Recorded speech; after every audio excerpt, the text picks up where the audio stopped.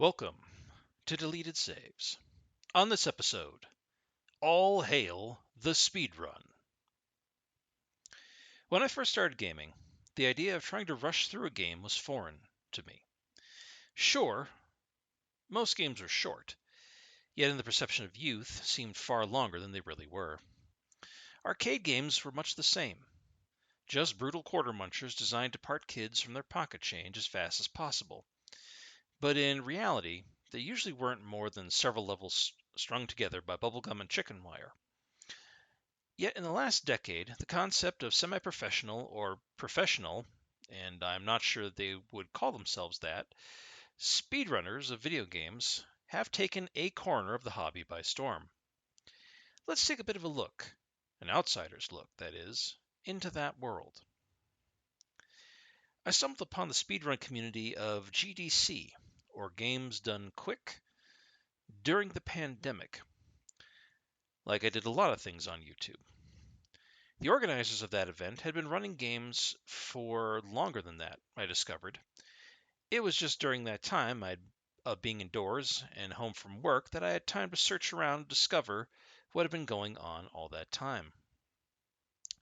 There was a certain charm to what I was witnessing.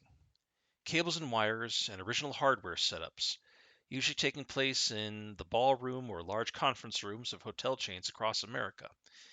Each year a different place. Groups of players arranged on a couch, like how couch co-op used to be done in the old days, to a room of people sitting on folding chairs. There was a certain rawness to the whole thing, a very do-it-yourself approach to gaming with simple graphics playing live as folks known only by their internet screen names, simply playing video games as fast as possible to break world records.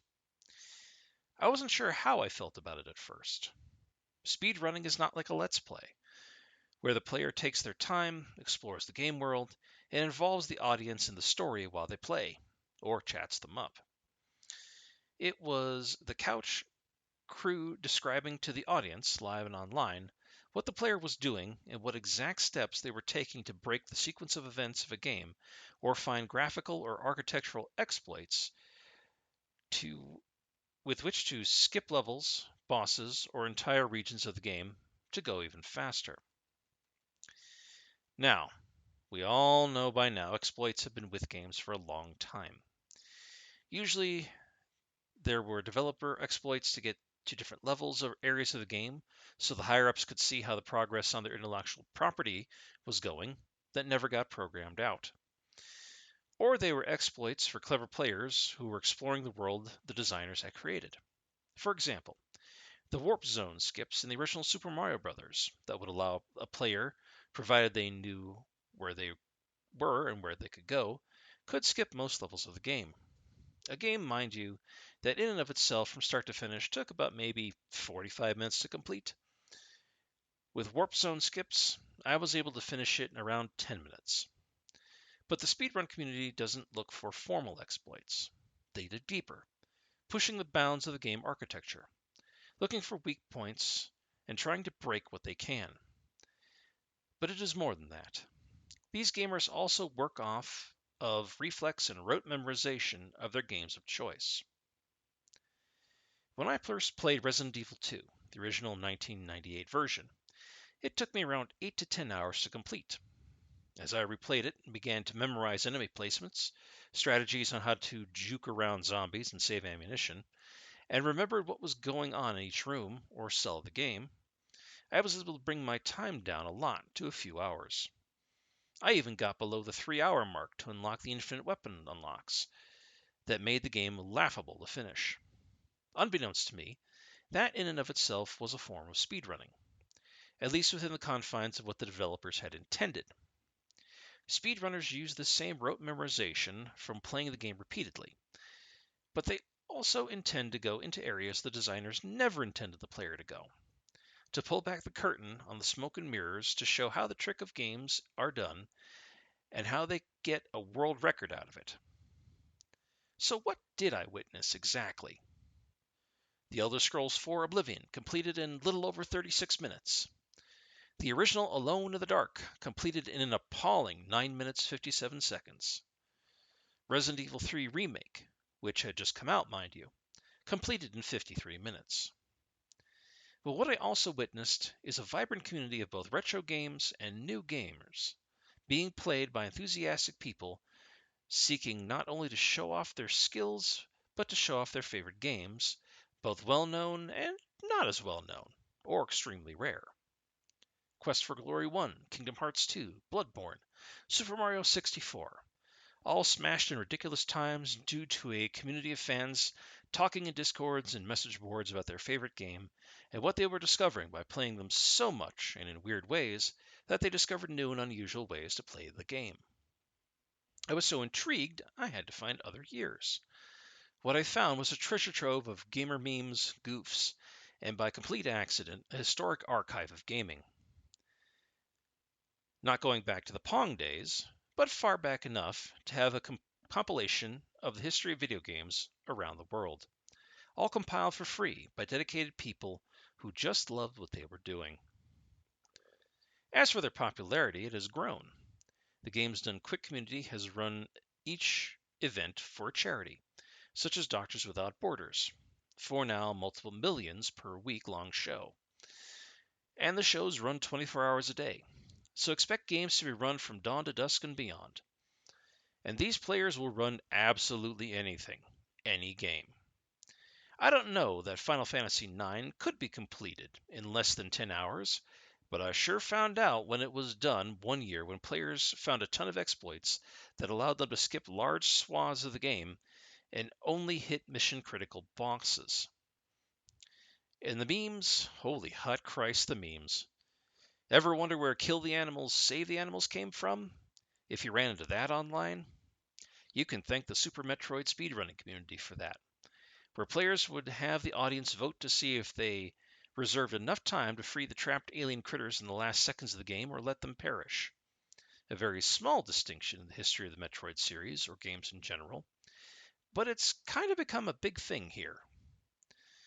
When I and my buddy were playing Streets of Rage 2 back in the Sega Genesis games, we thought we were hot shit playing it so quick that the game seemed to be cheating to try and defeat us.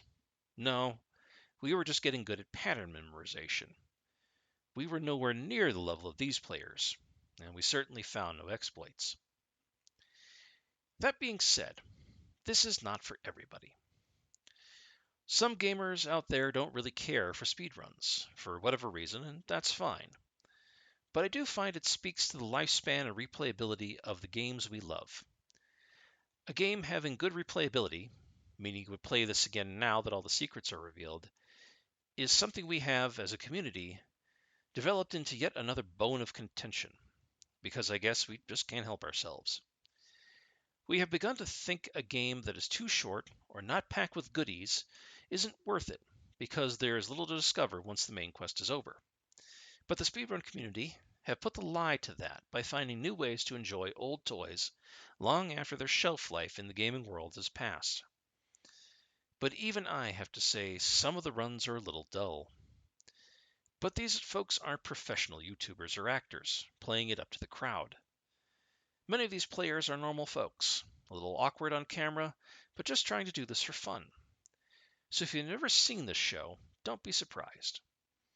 Some of these folks are also so good they can make many older games seem paltry silly, such as the 2022 GDQ, where a player completed Alter Beast in a frankly disgusting 6 minutes. It was a real blink and you'll miss it event, but sometimes you get that with older games being run very fast. What I also find refreshing about the speedrun community is that they aren't overanalyzing older games. They aren't trying to see if a game holds up in the current day, which is a bullshit idea to begin with, and why I don't get involved with that.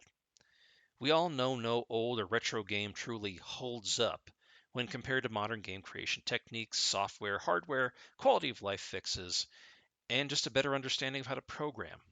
That's right, Retro Review fans. If you didn't realize it, here's the uncomfortable truth. No game holds up. In other news, water wet.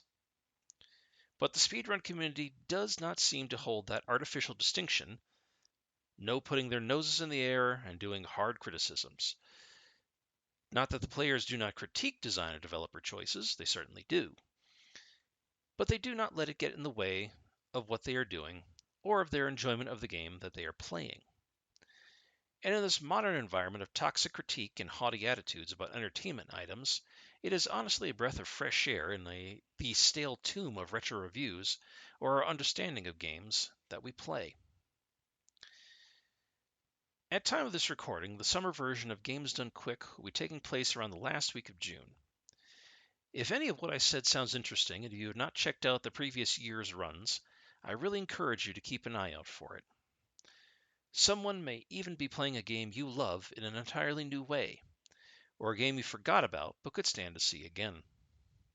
I don't know who they will be donating to this year, but if you can and the cause is something you agree with, a few bucks thrown their way wouldn't hurt either. I know I'll be watching. Speedrunning seems to be here to stay, for now. It is odd to be a niche slice of a hobby, but as their lingo and playstyles seep out into the wider game community, from Twitch streamers to YouTubers using their techniques or phrases, to references and even developers supporting them to see how badly players can break sequence on their titles, it would seem these little communities of do-it-yourself fans are becoming a force to be reckoned with. And it appears to be a force for good. Maybe even the thing we need to reshape the hobby. Well, for now anyway. Thank you for listening. Deleted Saves would like to thank Brad, Keith Gasper, Orden Wells, and Mass Llama for being patrons of the show. If you would like to become a patron of the show, please go to patreon.com and check out Deleted Saves podcast. All donations go directly towards maintaining the show itself. Thank you.